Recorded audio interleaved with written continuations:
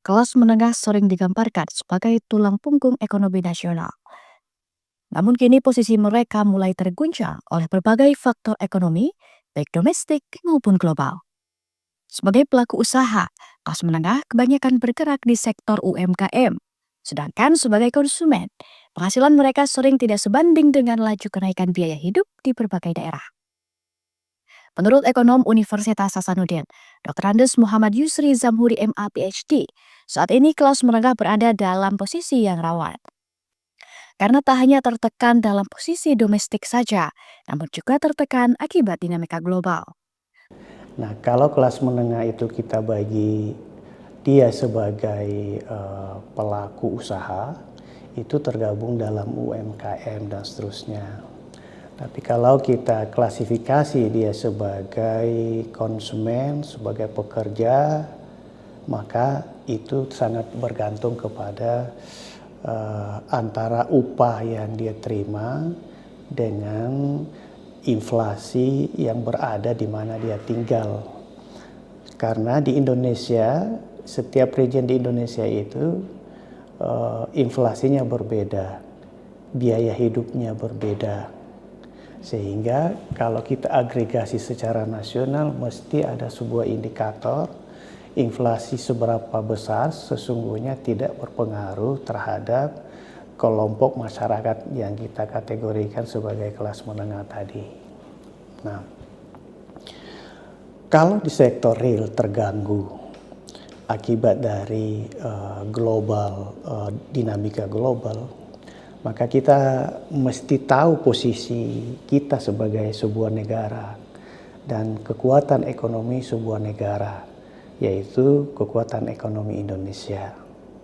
Ini harus kita jelaskan supaya bagaimana posisi kekuatan kebijakan di dalam negeri, khususnya kebijakan fiskal, kebijakan moneter, dan kebijakan perdagangan internasional kita. Dalam tataran global, Yusri yang juga merupakan Executive Director SDG Center Hasanuddin University ini menjelaskan jika Indonesia dikategorikan sebagai small open economy. Artinya, efek ekonomi yang timbul dari kebijakan global akan terasa lebih besar dibandingkan dampak kebijakan Indonesia terhadap dunia. Nah, Indonesia itu dalam tataran global sebagai namanya small open economy. Bahasa populernya itu adalah negara yang sedang berkembang. Dikatakan small open economy karena kekuatan ekspor dan impornya itu tidak mempunyai efek yang besar terhadap dinamika perekonomian global. Okay.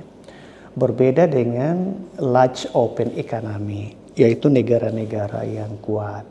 Negara kuat itu adalah Amerika, Cina. Nah, sekali ada satu kebijakan Amerika maupun Cina, itu pasti mendorong dinamika perekonomian global yang implikasinya terhadap negara berkembang tadi yang kita sebut sebagai small open economy, termasuk Indonesia. Okay. Jadi kebijakan apapun di dalam negeri di Indonesia, fiskal, moneter, dan trade, itu hanya mempertahankan, namanya resilient, ketahanan ekonomi nasional terhadap dinamika ekonomi global.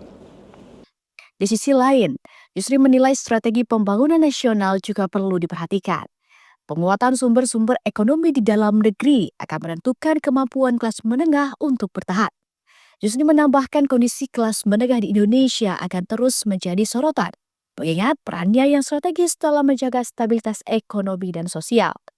Konsistensi kebijakan dan kapasitas ekonomi akan menentukan nasib kelas menengah ke depan. Rizka Fraja, Unhas TV.